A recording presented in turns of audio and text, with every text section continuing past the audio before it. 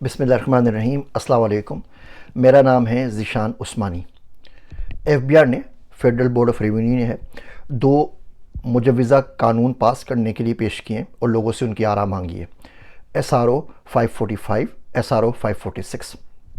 इसका मकसद ये है कि जो पाकिस्तान में कंटेंट क्रिएटर्स हैं उनके ऊपर टैक्स लागू किया जाए और लोगों से उन्हें मशवरा मांगा है। 6-7 दिन का जो ये खाना पूरी हो जाएगी और उसके बाद ये टैक्स लागू हो जाएगा। आज की वीडियो में हम ये समझेंगे कि अगर ये टैक्स लग गया, जिसकी पूरी उम्मीद है कि वो लग जाएगा, तो इससे कंटेंट क्रिएटर्स का ख़ात्मा पाकिस्तान में कैसे होगा, कैसे यूट्यूबर्स की शामत आएगी और कैसे ये पूरी नॉलेज इकोनॉमी या कंटेंट इकोनॉमी हमारे पास है ये पूरी की पूरी कलेप्स कर जाएगी। हम ये भी देखेंगे कि दुनिया में ऐसा कहीं और होता भी है या नहीं होता और किस तरीके से होता है और इसका इफ़ेक्ट जो आपके जाने माने यूट्यूबर्स हैं उनके ऊपर क्या पड़ेगा। तो आइए बात करते हैं। तो ये जो रूल उन्होंने बनाया है, जो मुजवज़ा है, जो प्रपोज़ल है, वो ये कहता है कि 1000 व्यूज़ के ऊपर हम 195 रुपये टैक्स लेंगे। सिंपल सी बात है। तो 1000 रुपये के ऊपर 195 रुपये। अब आवाम बड़ी खुश होती है कि हाँ, ये यूट्यूबर्स बड़े पैसे बनाते हैं, अब देखो इनकी कैसी चीखें निकलेंगी, कैसी शामत आएगी, टैक्स भरे ना, क्यों नहीं टैक्स भरते। लेकिन इसको टेक्निकल बुनियादों पर समझ लेते हैं। पाकिस्तान में अनफॉर्चुनेटली हर वो शख्स जो पॉलिसी बनाता है वो पॉलिसी कभी उसकी अपनी ज़िंदगी में बीती नहीं होती। जो शख्स पेट्रोल के प्राइसेस बढ़ा रहा होता है और आके बोल रहा होता है कि जी गुजारा कर लें, उसने 5 साल में कभी अपने जेब से अपनी गाड़ी में पेट्रोल नहीं डलवाया होता। जो शख्स आके कौम को ऑस्टेरिटी मेजर्स के ऊपर तबलीग कर रहा होता है, बयान दे रहा होता है, वो इस तकरीर करने के लिए भी आता है ना, तो 40 गाड़ियों का काफ़िला उसके साथ आता है। 600 बंदे उसकी सिक्योरिटी के ऊपर मामूर होते हैं। वो एक छोटे से गेस्ट से अगर किसी से मिलना हो ना, तो एक के बदले 40 लोग आते हैं और 5 स्टार होटल का खाना किया जाता है। एक छोटी सी सेरेमनी करनी हो तो पूरा शाही किला बुक होता है, उसमें डांस भी आते हैं, उसमें बाजे भी आते हैं, उसमें ढोल वाले भी आते हैं। 4 बंदों की दावत करने के लिए 400 बंदे इन्वाइट किए जाते हैं और 4000 बंदे उनको वहाँ पे उनकी सेवा के लिए बुलाए जाते हैं। और वहाँ बोल के वो बोलते हैं कि कौम को ऑस्टेरिटी के ऊपर चलना चाहिए। हमारी हालत पतली है, ईरान की वार चल रही है, तेल महंगा हो गया है, तमाम बातें अपनी जगह के ऊपर। आवाम के ऊपर आपने टैक्स लगाना है, इसके अलावा आपके ऊपर कोई चारा नहीं है और हर तरीका जिस पे आप टैक्स लगा सकते हैं उसको आप ढूंढ रहे हैं।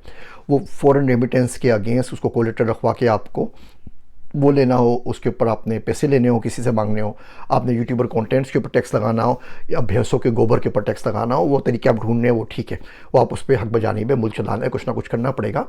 लेकिन ये सिर्फ पिसने वाली साइड आवाम के पास क्यों होती है, हुक्मरानों की तरफ ऐसी चीज़ कुछ नज़र क्यों नहीं आती। इसके ऊपर मैं कभी फिर डिटेल से वीडियो बनाऊंगा कि इन हालात में आम पाकिस्तानी को क्या करना चाहिए।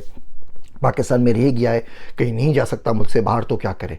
पढ़ लिया है तो क्या करे, नहीं पढ़ लिख सका तो क्या करे। इसके ऊपर इंशाल्लाह कभी कोई लाइव सेशन कर लूँगा 2-2.5 घंटे का, या फिर आपसे तफसील से वीडियो बना लूँगा। मुझे कमेंट में बता दीजिएगा। ऐसी आप मेरी गुजारिशात सुनना चाहते हैं तो समा खराशी के लिए माजरत। हम वापस आते हैं अपने टॉपिक की तरफ कि सोशल मीडिया टैक्स के ऊपर क्या होगा। तो उन्होंने भाई साहब बोल दिया कि 1000 व्यूज़ के ऊपर हम 195 रुपये लेंगे। अब ये बहुत बेज़र सी बात लगती है, इतनी महंगाई हो रही है, 195 रुपये कुछ भी नहीं होता, इसमें क्या क्या क्या क्या प्रॉब्लम है। तो हम कोई भी शख्स इसको बहुत आराम से दे सकता है और आप दे दीजिए इसको। अच्छा, इसमें टेक्निकल बात तो ये है कि हम 195 रुपये 1000 व्यूज़ के ऊपर बोल रहे हैं। सीधी सी बात ये है कि जो हम RPM बना रहे हैं, 1 मिलियन के ऊपर आप 1,95,000 रुपये चार्ज कर रहे हैं। ये तकरीबन बनते हैं $700। तो अगर किसी भी शख्स के 1 मिलियन व्यूज़ होंगे किसी वीडियो के ऊपर, तो आप उसको $700 चार्ज करेंगे टैक्स की मद में। पहली बात तो ये कि वो जो वीडियो बना रहा है उसके ऊपर कोई ना कोई खर्चा हुआ होगा। कोई उसने, मेरी तरह तो वीडियो नहीं बनाता ना मोबाइल फ़ोन से, उसने कोई प्रोडक्शन स्टूडियो रखा होगा, कोई वो एडिट कर रहा होगा, कोई बच्चा थंब बना रहा होगा, वो ट्रेवलिंग करके कहीं जा रहा है तो उस ट्रेवलिंग की कॉस्ट होगी। जो नए क्रिएटर्स आते हैं, कंटेंट क्रिएटर्स आते हैं, साल 2 साल तक उनका खर्चा उनकी आमदनी से ज़्यादा होता है। क्योंकि पहली बात तो चैनल मोनेटाइज़ नहीं होता। चैनल मोनेटाइज़ होने में 5-6 महीने, 7 महीने, साल लग जाता है। वो सर्टेन व्यू, सर्टेन सब्सक्राइबर्स होंगे तो उसके बाद ही मोनेटाइज़ होगा। उसके बाद जब मोनेटाइज़ होगा तो उसके बाद काउंटिंग शुरू होती है। अभी उसने पैसे कमाना शुरू नहीं किए, चैनल मोनेटाइज़ नहीं हुआ और आपने उसको चार्ज करना शुरू कर दिया। चलो यूट्यूब पर समझ में आता है। आप बोल रहे हैं फेसबुक की पोस्ट के ऊपर भी, ट्विटर की पोस्ट के ऊपर, इंस्टाग्राम की रील्स के ऊपर भी। पाकिस्तान में तो फेसबुक मोनेटाइज़ नहीं होता, पाकिस्तान में तो बहुत लोगों के पास ट्विटर मोनेटाइज़ नहीं है। अब किसी के ट्विटर के ऊपर 1 मिलियन व्यूज़ आ गए किसी पोस्ट के ऊपर, तो आप उसको $700 का बिल भेज देंगे, 1,95,000 का। वो कहाँ से पे करेगा। अच्छा, इसमें आपने सिर्फ कंटेंट क्रिएटर्स को रखा है और जो मीडिया हाउसेज है वो नहीं। ये कितनी अजीब बात है कि जियो टीवी, ARY, हम टीवी, ये बड़े बड़े ड्रामे चला रहे हैं, भांड के शोज़ चला रहे हैं, सब कुछ चला रहे हैं। इनके पास इन वीडियो विद इन वीडियोज़ अपनी एडवर्टीजमेंट भी होती है, इनके पास एडवर्टाइजर्स भी मौजूद होते हैं। इनके ऊपर तो कोई टैक्स नहीं है। लेकिन जो गरीब यूट्यूबर्स हैं जो सोच रहे हैं कि भाई इकोनॉमी तबाह हो गई है, मुल्क में तेल नहीं है, मुल्क में जॉब्स नहीं है, AI हमारी जॉब खत्म कर रहा है, ये एक अल्टरनेटिव पाथ है, चलो कुछ ना कुछ बना के 2-4 रुपये बना लूँगा, आपको उसके ऊपर टैक्स लेना है। और अगर टैक्स लेना है तो फिर आप कॉर्पोरेशन से भी लीजिए, मीडिया हाउसेज से भी लीजिए, खाली के खाली यूट्यूबर से क्यों ले रहे हैं। अच्छा चले, आपने सिर्फ बंदों से लेना है, आपने कॉर्पोरेट से नहीं लेना। तो प्राइम मिनिस्टर साहब जो पोस्ट करते हैं और उसके उनके भी अच्छे खासे कुछ लाख फॉलोअर्स हो जाते हैं और उनको भी लोग देख लेते हैं, तो आप उनसे भी टैक्स लेंगे। क्या टैक्स आप मरियम औरंगज़ेब से भी लेंगे, क्या आप ये मरियम नवाज़ से भी लेंगे, बिलावल भुट्टो से भी लेंगे, ISPR से भी लेंगे, तमाम लोगों से लेंगे। उनको टैक्स नहीं करेंगे तो इसका मतलब ये हुआ कि टैक्स आपको सिर्फ गरीबों से लेना है। अब इसकी मैथमेटिक्स के ऊपर बात कर लेते हैं। आप जो RPM चार्ज कर रहे हैं मिलियन के ऊपर, $1,95,000 का, $700 का, यूट्यूब के अलग अलग रेट है। यूट्यूब पाकिस्तान के ऑडियंस के अलग रेट देता है, गल्फ के ऑडियंस के अलग देता है, अमेरिका के ऑडियंस के अलग देता है। कंटेंट उर्दू में बना हुआ तो रेट अलग है, सिंधी का अलग है, पंजाबी का अलग है, पश्तो का अलग है, अंग्रेज़ी का अलग है, फ्रेंच का अलग है और पुर्तगीज़ का अलग है। तो उर्दू के अंदर तो वैसे ही आपको इतना कंटेंट का रेट नहीं मिलता। पाकिस्तान में इतनी ऑडियंस नहीं है, इसमें हमारे पास इतने सारे एडवर्टाइजर्स ही नहीं है। आप कितने आपके वीडियो अगर चल रही हो, अगर आप अमेरिका में देख रहे हैं, कनाडा में देख रहे हैं, तब तो आपको कोई अंग्रेज़ का एड नज़र आ जाएगा। पाकिस्तान में देख रहे हैं तो कौन से आपको डालडा के एड नज़र आएंगे या शान के या तल्लो के एड इसके ऊपर नज़र आ रहे होंगे। पाकिस्तान में इतनी एडवर्टाइजमेंट नहीं होती और एजुकेशनल कॉन्टेंट के ऊपर तो बिल्कुल भी नहीं होती। हाँ, प्रैंक्स के ऊपर, भांड के ऊपर, गाने बजाने के ऊपर, फिल्मों के ऊपर, फहाश मवाद के ऊपर तो हो जाती है, कोई एजुकेशन कॉन्टेंट पर नहीं होती। आपने गधे घोड़े सब बराबर कर दिए। 1,000 व्यूज़ जो किसी गाने के ऊपर आए उसका एडवर्टाइजमेंट रेवेन्यू कुछ और है, उसकी RPM कुछ और है। 1,000 व्यूज़ जो किसी एजुकेशनल कंटेंट के ऊपर आए, दोनों में ज़मीन आसमान का फ़र्क है। एक औरत है वो घर में बैठ के कुकिंग सिखा रही, बेचारी गाँव के अंदर है, कि उसका चूल्हा जल जाए कुकिंग के बहाने, उसका रेट अलग है, उसको कोई एडवर्टाइज़र नहीं मिलेगा। एक बंदा जिसको कोई स्किल आती है वो स्किल किसी को सिखा रहा है, एक कोई AI पढ़ा रहा है, एक कोई कारपेंटिंग सिखा रहा है, एक सुना रहा है वो अपनी चीज़ सिखा रहा है। एक बच्चा ऐसी ही व्लॉगिंग करने का शौक है, किसी मुल्क से बाहर चला गया तो उसने 2 वीडियोज़ बना दी, गलती से कोई वीडियो उसकी वायरल हो गई। वायरल का मतलब ये तो नहीं है कि वो एडवर्टाइजमेंट फ्रेंडली भी होगी। बहुत सारी जो वायरल वीडियोस होती हैं वो छोटी छोटी रील्स होती हैं, रील्स के ऊपर एडवर्टाइजमेंट वैसे नहीं चलती। रील्स की इकोनॉमिक्स टोटली डिफरेंट है, आपने उसका कोई यहाँ पे शुमार ही नहीं किया। और अगर उसको पैसे मिल भी जाए तो रील्स के ऊपर पैसे मिलते नहीं है। बहुत सारी जो रील्स होती हैं अजीब व गरीब, वो फास्ट किस्म की होती हैं, वो एडवर्टाइजमेंट फ्रेंडली नहीं होती, उस पर एड कोई नहीं चलता। तो उसको आपको तो मिलियन व्यूज़ नज़र आएंगे, आपको मिलियन व्यूज़ के ऊपर आप उसको $700 का बिल भेज देंगे और उसके कोई 100 मिलियन व्यूज़ हो गए तो आपने $70,000 का उसको बिल भेज देना, उससे पैसे बनाए नहीं। तो यूट्यूब ऑन एवरेज पाकिस्तान के अंदर 1 मिलियन व्यूज़ के ऊपर $300 देता है। कोई जितनी चाहे आपकी बातें करता रहे, सब कुछ करता रहे, 300 मिलता है। अगर उसका फॉरेन बेस अगर क्लाइंट है, गल्फ़ के अंदर भी है, इंडिया के अंदर भी है, मिसाल के तौर पर कनाडा अमेरिका के अंदर भी है, तो मिला जुला ये तकरीबन $1,000 से ऊपर कहीं भी नहीं आता। एवरेज रेट 300 से $500 का है। जो बंदा खुद $300 कमा रहा है, आप उससे $700 एक्सपेक्ट क्यों कर सकते हैं। और $300 पे उसकी $300 की कॉस्ट भी है, $500 की कॉस्ट है, $600 की कॉस्ट है, वो लॉस के अंदर है। आप $700 से मांग रहे हैं तो आपको कैसे पे करेगा। तो कोई तरीका नहीं है। आपके पास क्या तरीका है जानने के लिए कि जो कमाई आ रही है मोनेटाइज, फेसबुक है मोनेटाइज है भी या नहीं है, ट्विटर मोनेटाइज है भी या नहीं है, इंस्टाग्राम मोनेटाइज है भी नहीं है, यूट्यूब मोनेटाइज है या नहीं है, आप कैसे मालूम करेंगे। जो व्यूअर्स आ रहे हैं, जो 1000 व्यूज़ आए, आप कैसे मालूम करेंगे भाई साहब कि वो पाकिस्तान से आए या इंडिया से आए, जापान से आए। एक बंदा अमेरिका से कंटेंट बना रहा है, जापान से उसको कोई देख रहा है, आप किस खुशी में टैक्स ले रहे हैं। ना कंटेंट बनाने वाला आपका है, ना कंटेंट देखने वाला आपका, तो आप कैसे टैक्स लेंगे। तो ये इसका फैसला कौन करेगा। अच्छा, ये सिर्फ पाकिस्तानियों के लिए मुसीबत आई है कि उनका कसूर हो गया कि पाकिस्तान में पैदा हुए हैं तो उनको सांस लेने के ऊपर भी टैक्स देना है। एक बंदा इंडिया में बैठ के, इंडियन है, अमेरिका में बैठ के, इंडिया में बैठ के कंटेंट बना रहा है। सबसे ज़्यादा तो आपके पास सोनी टीवी, जी टीवी और ये फिल्मों और ये कौन से मनहूस टीवी के चैनल है, टी सीरीज़ वगैरह, उसके ड्रामे और फिल्में और ट्रेलर्स देखे जाते हैं, तो उसके ऊपर टैक्स कौन देगा। धुरंधर का ट्रेलर देखा गया तो उसके जाके आप धुरंधर के डायरेक्टर से जाके पैसे लीजिए ना, आपको देखा गया है। ध्रुव राठी को कोई देखता है, देशभक्त को कोई देखता है, किसी और को कोई देखता है, टाइम्स ऑफ इंडिया को कोई देखता है, उनसे पैसे कैसे लेंगे। चलिए मिस्टर बीस से पैसे कैसे लेंगे, मिस्टर बीस को भी पाकिस्तानी लोग देखते हैं ना, तो उनसे जाके आप पैसे किस तरीके से लेंगे बताइए। तो शामत सिर्फ और सिर्फ आई है उन पाकिस्तानियों के ऊपर जो गलती से पाकिस्तान में पैदा हो गए थे, वो पाकिस्तान में रहते हैं या बाहर रहते हैं तो उनको पैसे देने, बाकी किसी को पैसे नहीं देने। आप फैश डांस करते हैं, आप नूरा फतेही हैं तो आपको कोई टैक्स नहीं है, पूरा मुल्क दिन रात देखता रहता है। जिसने पॉलिसी बनाई है वो खुद भी साहब उनको देख रहे हैं, उनको भी टैक्स नहीं लेना। और आप ड्रामे करते रहें, गाने गाते रहे, मुजरे देखते रहें तो कोई टैक्स नहीं है। हाँ, कोई एजुकेशन पढ़ाने के लिए आ जाए, कोई अल्टरनेटिव नैरेटिव पेश कर रहा है तो उसके ऊपर आपको टैक्स करना है। इस टैक्स को मालूम कैसे करेंगे कि जो व्यूज़ आए थे 1000, उसमें से कितने पाकिस्तानी थे, कितने पाकिस्तानी से बाहर थे, इसका कोई मेजरमेंट आपके पास नहीं है। मैं इस वीडियो में आपको सोल्यूशन भी दूंगा, खाली तनकीद नहीं कर रहा हूँ, तो मेरी बात आराम से सुन लीजिए। अच्छा, तो ये तो कोई तरीका आपके पास नहीं है। दूसरा, जो कंटेंट कंटेंट क्रिएटर आता है उसकी इनकम बड़ी अनस्टेबल होती है। वो आज व्यूज़ लेके आता है, कल उसके ऊपर कोई कॉपीराइट स्ट्राइक पड़ जाती है। पैसे तो यूट्यूब देगा ना महीने के बाद। आपने तो उसको पैसे चार्ज कर लिए व्यूज़ के ऊपर, व्यूज़ के बाद उसको कॉपीराइट स्ट्राइक आ गया, पूरा चैनल डिलीट हो गया, तो क्या उसके पैसे वापस करेंगे? उसने किसी का म्यूजिक लिया तो कुछ उसके पोर्शन बढ़ गया कि आधी वीडियो उसकी थी, आधे पैसे उसको चले गए, आधा किसी और ने कॉपीराइट क्लेम मार दिया, आधे पैसे उसको चले गए, तो आप क्या करेंगे? पूरे पैसे चले गए तो इनकी इनकम कभी ज़्यादा होती है, कभी कम होती है। बेचारे सोचते रहते हैं क्या बनाना है, किसके ऊपर बात करनी है। उनकी अगर कोई और इनकम नहीं है तो आप उनसे टैक्स किस तरीके से लेंगे? इसके अलावा आरपीएम का रेट अलग अलग है। आरपीएम इज नॉट इक्वल, पूरी दुनिया में आरपीएम का रेट अलग है। आपको क्या पता पाकिस्तान में क्या रेट है, कराची का क्या रेट है, सिब्बी का क्या रेट है, गोजरा का क्या रेट है, और भावलपुर का क्या रेट है, और कामुकी से कोई बच्चा अगर बना रहा है तो उसका रेट क्या है? उन सबके रेट के अंदर फ़र्क होता है। यूएस और पाकिस्तान में टैक्स ट्रीटी है। तो यूट्यूब क्या करता है यहाँ पे, वो 1099 निकाल देता है। हमारा चैनल है, 1099 आता है, हम आईआरएस को रिपोर्ट करते हैं कि इतना हमने यूट्यूब से कमाया, इतना टैक्स हुआ। इनकम के ऊपर टैक्स होता है। दुनिया में इसी तरीके से होता है। इंडोनेशिया में इसी तरीके से, इंडोनेशिया बोलती है जिस तरह बाकी पैसे कमाते हैं, आपने लाख रुपये कमाए जॉब से, 2 लाख रुपये कमाए रियल एस्टेट से, 3 लाख रुपये कमाए क्रिप्टो करेंसी से, 4 लाख रुपये कमाए यूट्यूब से, टोटल आपकी इनकम इतनी हुई, इतना इस पर टैक्स बनता है। 15%, 20% जो भी स्लैब्स होती हैं उसके हिसाब से आप टैक्स पे कर देते हैं। इंडोनेशिया में भी इसी होता है। भारत में होता है, भारत एक कदम आगे चला गया। उसने बोला कोलैब के अंदर जो आप गिफ्ट्स लेते हैं ना, वो गिफ्ट्स भी टैक्सेबल है। तो किसी ने आपको हार भेज दिया 15,000 का, आपने उसकी वीडियो बनाई और 15,000 रुपये भी काउंट होंगे आपकी आमदनी के अंदर, या उसको कोई ना कोई फार्मूला बना लेंगे। अमेरिका में ऐसे होता है, यूके के अंदर भी कंटेंट क्रिएटर्स के ऊपर टैक्स है, लेकिन वो इनकम के ऊपर है, व्यूज़ के ऊपर नहीं है, बिकॉज व्यूज़ का इनकम से कोई ताल्लुक नहीं है।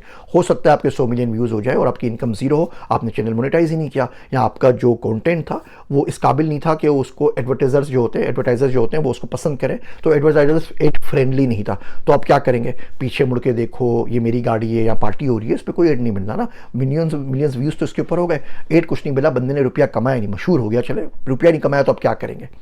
तो अगर आपको इसको करना ही है, इंप्लीमेंट करना ही है, तो यूएस में पाकिस्तान में टैक्स ट्रीटी है। तो अगर हम यूएस में टैक्स दे रहे हैं तो पाकिस्तान में टैक्स नहीं देना, पाकिस्तान में देना है तो हम क्लेम कर सकते हैं यूएस के अंदर। तो जो बंदा अपनी आमदनी में यूएस में टैक्स दे चुका है, अब उसको डबल टैक्सेशन कैसे कर सकते हैं? वहाँ भी वो टैक्स दे, आपको भी टैक्स दे। $300 वहाँ पर टैक्स दिलाया, उसने $300 कमाए, $300 से वहाँ उस $300 में से उसने मिसाल के तौर पे $50 वहाँ टैक्स दे दिया, $700 आप मांग रहे हैं। तो इसका मतलब क्या होगा कि बंदा चैनल बंद करके बढ़िएगा, बोलेगा भैया मुझे चैनल नहीं चलना, मेरी बाप की तोबा। फिर जो व्यूज़ हैं इसका टाइम लाइन क्या है? ये व्यूज़ दिन के काउंट कर रहे हैं, महीने के कर रहे हैं, लाइफ टाइम व्यूज़ काउंट कर रहे हैं। लाइफ टाइम व्यूज़ काउंट कर रहे हैं तो बंदा तो उस वक्त तो चैनल मोनेटाइज भी नहीं था। अगर इसको आप इंप्लीमेंट कर लें तो मोटा मोटा भी अगर मैं आपको बताऊँ तो डकी भाई के ऊपर व्यूज़ के हिसाब से कोई 45 करोड़ का टैक्स बनता है, शावेर जाफरी के ऊपर 13 करोड़ का बनता है, नादिर अली के ऊपर 4 करोड़ का बनता है, आज़ाद चायवाला के ऊपर 3.5 करोड़ का बनता है, हिशाम सरवर के ऊपर 7 लाख का बनता है, रिहान अल्लाह वाला के ऊपर 7 लाख का बनता है, मुफ्ती तारिक मसूद के ऊपर कोई 1.5 करोड़ का बनता है, ज़िशान उस्मानी के ऊपर कोई 1.5 करोड़ का बनता है। तो इसकी जस्टिफिकेशन क्या है? इसमें आपने कौन सा साथ दिया है किसी के बाद? आपको ये कंटेंट जो इकोनॉमी है इसको अपने बढ़ावा देना है, इसको अपने इनकरेज करना है, स्पेशली नए कंटेंट क्रिएटर्स के लिए। अगर आपने काम करने हैं तो आप 2-3 काम कीजिए, वरना इसको नुकसान ये होगा कि दुनिया भर का कंटेंट आपके पास आएगा। आपके पास यहूदियों का कंटेंट चलेगा, क्रिश्चियंस का चलेगा, हिंदुओं का चलेगा, भारत का चलेगा, इसराइल का चलेगा, और पाकिस्तानी का नहीं चलेगा, ना आपके पास ना दुनिया के अंदर। जो ग्लोबल डिप्लोमेसी है उसके ऊपर बहुत ज़्यादा असर पड़ेगा। पाकिस्तान में जो नैरेटिव बिल्डिंग है उस पर असर पड़ेगा। आप क्या चाहते हैं कि जो जियो न्यूज़ चला दे, जो बड़े बड़े चैनल चला दे, लोग वो देखते रहे और बाकी कोई बंदा बोलने वाला जिंदा ना रहे? इसमें आप इस पर टैक्स लगा भी नहीं सकते। तो जो तरीकाकार आपका तरीका वारदात है वो ये है कि जो बंदा आपको नापसंद होगा, वो पीटीआई का होगा, किसी का होगा, जो गवर्नमेंट के खिलाफ बात कर रहा होगा, जिस तरह आपको बात समझाने के लिए आ जाएगा, आप उसकी खिच्ची दबा लेंगे। आप बोलेंगे जी भैया आपके ऊपर तो 5 करोड़ है, अब आके मुझसे मुखमुखा करो। अच्छा 5 करोड़ नहीं चलो 2 करोड़ दे दो। अच्छा कंटेंट ना यूँ नहीं बनाओ, इसकी तारीफ में बना दो, 100 डेज ऑफ मरियम नवाज के ऊपर बना दो कंटेंट, तो हम आपको 20 लाख रुपए ऊपर देंगे। वो वीडियोस दी गई थी ना, सब लोगों ने बनाई थी, आप लोगों को साथ है, पता है क्या हुआ? 20-20 लाख लोगों को देके वो 100 डेज ऑफ प्रोग्रेस की वीडियोस बनाई गई थी। हम जैसे कुछ उल्लू के पट्टे थे वो उसमें शामिल नहीं हुए, हमने पैसे छोड़ दिए, अब हम टैक्स भरेंगे उल्टा, और उन लोगों को आप उल्टा पैसे देते जा जाके, तो क्या करेंगे? अच्छा तो अब इसको अगर सोल्यूशन करना है तो कैसे सोल्यूशन करें? सबसे पहले तो भैया उन लोगों से बात कर लें जिनको इस फील्ड का पता है, ठीक है? आज़ाद चायवाला हो गए, हिशाम सरवर हो गए, रिहान अल्लाह वाले हो गए। मैं अपनी वेबसाइट नीचे देता हूँ, भैया मुझसे बात कर लो। ज़िंदगी इसी में गुजार दी है 10-12 साल कंटेंट क्रिएशन के अंदर और कंटेंट प्रोग्रेशन के अंदर। इन बड़े लोगों के साथ काम भी किया है, इनके एल्गोरिथम्स को भी समझता हूँ, आपको गाइड कर देंगे कि इसकी सही स्टडी क्या होगी कि बाकी में आपको टैक्स लेना है अगर तो हक हलाल का आप टैक्स ले सकें। तो जो नॉलेजेबल लोग हैं, एक्सपर्ट्स हैं, उनसे बात कर लीजिए। जो लोग पॉलिसी बना रहे हैं ना, उन्होंने ज़िंदगी में एक रील नहीं बनाई, उनको ना वीडियो अपनी बनानी नहीं आती इस कैमरे के ऊपर, तो वो क्या करेंगे? दूसरा काम ये करें भैया कि आमदनी पे टैक्स लगाएं। 1099K मिलता है ना यूट्यूब से, बंदा है उसको बोले जी आप 1099K मुझे दिखा दीजिए। अमेरिका में चैनल है, अमेरिका का यूट्यूब है, तो सबको 1099 मिलता है। और 1099 डॉक्यूमेंट देखें उसमें साफ साफ लिखा हुआ इतनी इनकम है, उसके ऊपर आप 5-10% टैक्सेबल जो इनकम है कर लीजिए। बंदा कुछ कमा ही नहीं रहा और उसके बाद भी वो उतने पैसे कमा के भी 400-500 लोग कमा के भी खते गुर्बत से नीचे है, तो किस बात का टैक्स बनेगा भैया। जब वो खते गुर्बत से ऊपर आएगा, वो टैक्सेबल इनकम उसकी होगी तो टैक्स लोगे ना। तो उस गरीब का इसके अलावा कुछ नहीं है। कुकिंग चैनल है, गाँव में बेचारी औरत बैठी हुई है, उस पर कोई टैक्स नहीं है। हाँ वो दिखाता है 1099, उस पर कोई टैक्स लगता है, टैक्सेबल इनकम होती है उसके हिसाब से 10-15%, 20% जो अपने टैक्स लेना है ले लीजिए। जो ज़रा बताए उसके एक्सपेंस है वो भी शो करेगा, जैसा दुनिया में होता है। प्रॉफिट भी होता है, लॉस भी होता है। ये तो नहीं ना प्रॉफिट में आप पैसे खा जाएं, लॉस के अंदर आप कुछ भी ना दें। हमेशा से पिछले 30 सालों से पाकिस्तान में टैक्स भर रहा हूँ। हराम है जो आज तक टैक्स रिफंड के नाम के ऊपर 1 रुपया मिला हो। टैक्स रिफंड निकलता भी है, वो अपने रख लेते हैं, अपने हिसाब में कर लेते हैं। हमें तो पता नहीं चल सका भाई साहब टैक्स रिफंड नाम की कोई चीज़ दुनिया में होती भी या नहीं होती। पाकिस्तान के अंदर दुनिया में होती है, अमेरिका में हमें टैक्स रिफंड बड़े आराम से मिल जाता है। पाकिस्तान में आज तक नहीं मिला, ना कोविड मिला ना उसके बाद मिला। पहली बात एक्सपर्ट से बात कीजिए। दूसरी बात जो इनकम हो रही है उसके ऊपर टैक्स लगाइए। तीसरी बात सिर्फ मोनेटाइजेशन चैनल है उनके ऊपर टैक्स लगाइए। वो अगर यूट्यूब है तो उस पर लगाइए, फेसबुक है, ट्विटर है, जो मोनेटाइज ही नहीं है बंदे का चैनल, उसके ऊपर आप टैक्स कैसे लगा सकते हैं। आप उसको फ्रीडम ऑफ एक्सप्रेशन तो कम से कम बात करने का मौका तो कम से कम दीजिए। और जो पॉलिसी है वो सबके लिए हो ना। ये तो नहीं हो सकता ना कि एक गरीब आदमी है सखर से तो आप उसके ऊपर टैक्स लगा दीजिए, और एक प्राइम मिनिस्टर है और एक चीफ मिनिस्टर है और एक पॉलिटिकल पार्टी का एजेंट है या कोई और पॉलिटिकल पार्टी का स्पोक पर्सन है या जिसको 20 लाख रुपए दे के आप वीडियोस बनवा रहे हैं, आप उसके ऊपर टैक्स ना लगाएं। ये तो कोई बात नहीं है, फिर अक्रॉस दी बोर्ड सबके ऊपर लगाएं। और आखिरी बात भैया, हमें पता है मुल्क के पास पैसे नहीं है, हमें पता है तेल महंगा हो गया है, हमें पता है पाकिस्तान नाजुक दौर से गुजर रहा है, हमें पता है हमारे पास असासाजात नहीं है, हमारे पास पता है हमारे पास पेट्रोलियम रिजर्व नहीं है, हमें पता है इंडिया में मारना चाहता है, अफगानिस्तान से लड़ाई लड़ रही है, इसराइल कभी भी हमला कर सकता है। हम आप लोगों के साथ हैं, आप लोगों का साथ देना चाहते हैं। लेकिन जब ये ऑस्टेरिटी मेजर्स के ऊपर और ये कम खर्ची के ऊपर और किसी तरह गुजारा करने के भाषण देते हो, तो थोड़ा सा इसके ऊपर खुद भी अमल कर लिया करो, थोड़ा सा अमल कर लिया करो। लोग अंधे नहीं हैं। आजकल की दुनिया में सारी इन्फॉर्मेशन अवेलेबल होती है, कब गया, कौन गया, जहाज़ में कितने बंदे मौजूद थे, कहाँ पे पार्टियाँ की, क्या नहीं किया, क्या टैक्स भरा, क्या नहीं भरा। अपने असाजात तो डिक्लेयर कर दो ना। आप जो टैक्स रिटर्न करते हो, आप लोग MNA हो, MPAs हो, कहीं बैठे हो, तो अपने टैक्स रिटर्न भी तो फाइल करके हमें दिखा दो ना। जैसे अमेरिका में दिखाई जाती है, FBR की साइट के ऊपर आ जाए किस MNA किस MPA ने कितना भरा है। ये तो कोई तरीका नहीं ना कि आपकी आमदनी 6 लाख रुपए हो, आपका खर्चा 60 करोड़ का हो और आप मज़े में हो। आप जो शादियाँ अटेंड करते हो उसके अंदर खाने भी खुले हुए होते हैं, उसमें डांस पार्टियाँ भी होती हैं, उसमें दुनिया की होती है, और दूर दूर तक कोई ऑस्टेरिटी मेजर नहीं होता। और एक गरीब यतीम खाना है, उसकी आप बिजली बंद कर देते हैं। तो कहीं जवाब देना है या नहीं देना। ये दुनिया ना छोटी सी है, एक ना एक दिन सबने मर जाना है और जाके ऊपर खूब छितर पड़ने और खूब जवाब देना है। मेरा दोस्त अब्दुल्ला है, जब कोई बड़ा पॉलिटिशियन मर जाता है ना तो वो जानमाज पे खड़ा हो जाता है। मैं बोलता हूँ भैया छोड़ दे उसको, तेरा क्या है। कह रहा है आज नहीं छोड़ना, आज पूरी रात रत जगा होगा। बोलूँगा अल्लाह मियाँ ये तेरे पास आया है, इस खबीस शख्स ने हमारे गांव में हॉस्पिटल नहीं बनने दिया था, रोड नहीं बनने दिया था, इंटरनेट आने नहीं दिया था, बच्चों पे जुल्म करता था, अपने बच्चों को पोजीशन नहीं दिलाता। आज इसको ना छोड़ियो। और ऐसा एक नहीं है, ऐसे 24 करोड़ अब्दुल्ला अपने मुल्क के अंदर क्रिएट कर दिए। अकल के नाखून लीजिए, छोटे से कुछ दिनों के लिए अपनी आखिरत बर्बाद ना करें। ये जो है ना दुनिया भी बराबर कर देती है, ऊपर नीचे होता रहता है। आप टैक्स लगाइए, बिल्कुल लगाइए, आपका हक है, हम आपके साथ हैं। पूछ लीजिए, हम आपको बता देंगे कि टैक्स किस तरीके से होना चाहिए और किस तरीके से नहीं होना चाहिए। दुनिया क्या कर रही है, ऐसा क्या करें कि आपका भी फ़ायदा हो। ये अल्टरनेटिव नैरेटिव जो है, बंदे इतनी हिम्मत कर सकें, इतनी जुर्रत कर सकें कि क्रिएट कर सकें, लोगों को बता सकें, आपका भी फ़ायदा होगा, मुल्क का भी फ़ायदा होगा। इस तरीके से बोलने वालों का गला घोटेंगे, घुटन इतनी बढ़ा देंगे तो आपका मुद्दा पेश करने के लिए दुनिया में बाकी कोई नहीं बचेगा। और आखिरत में ये लोग वो मुद्दा पेश करेंगे कि आपको अपना मुद्दा समझ में नहीं आएगा कि गए कहाँ। उम्मीद करता हूँ ये तल्ख बातें ज़िंदगी में कभी ना कभी, कहीं ना कहीं, किसी न किसी के लिए बदलाव का सबब ज़रूर बनेंगी। मेरे वास्ते दुआ कीजिएगा। मैं हूँ आप सबका ज़ीशान उस्मानी।